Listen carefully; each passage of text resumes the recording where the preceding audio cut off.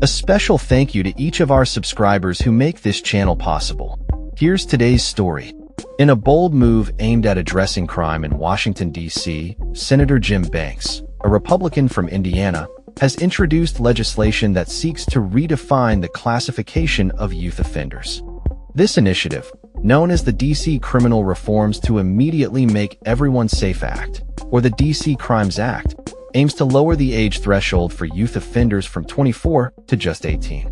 This legislative proposal comes amid heightened scrutiny over crime rates in the nation's capital, particularly among young individuals aged 18 to 24, who have historically received more lenient sentencing under the city's Youth Rehabilitation Act.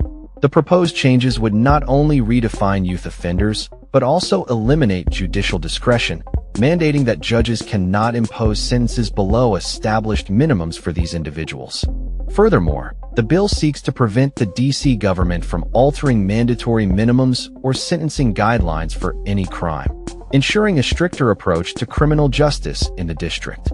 Senator Banks has publicly stated that his legislation aligns with former President Donald Trump's vision of restoring law and order in Washington, D.C.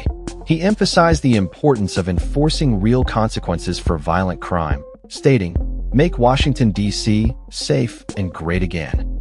This push for reform comes as Trump continues to focus on crime in D.C., having recently federalized the Metropolitan Police Department and deployed federal agents and National Guard members to the streets. Trump's administration has been vocal about the need to address what he describes as a surge in violence perpetrated by local youths and gang members, some as young as 14. He has called for the prosecution of these minors as adults, although Banks' proposed legislation does not extend that far. Recent crime data indicates that while juvenile arrests had been on a downward trend since 2019, they have begun to rise again, with 1,128 arrests reported as of June this year. Following the federalization of the police force, there have been 1,699 arrests and the seizure of 168 illegal firearms, according to Attorney General Pam Bondi. Over Labor Day weekend alone, more than 200 arrests were made.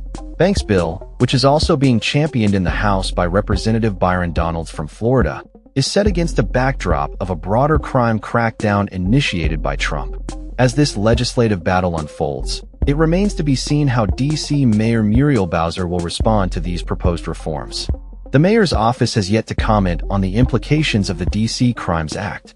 Advocates for criminal justice reform have raised concerns about the potential consequences of such stringent measures, arguing that they may disproportionately affect marginalized communities and fail to address the root causes of crime. As the debate heats up, the future of D.C.'s criminal code hangs in the balance, with significant implications for young people in the district and the overall approach to crime and justice in the capital. The DC Crimes Act reflects a growing trend among lawmakers to reevaluate and amend existing laws in response to public safety concerns, particularly in urban areas facing rising crime rates. As the discussion continues, stakeholders from various sectors, including law enforcement, civil rights organizations, and community leaders, will likely weigh in on the proposed changes and their potential impact on the fabric of Washington, D.C. society. That's all for this story. We upload videos every day covering many different subjects, so hit that subscribe button to stay informed. Thanks for watching.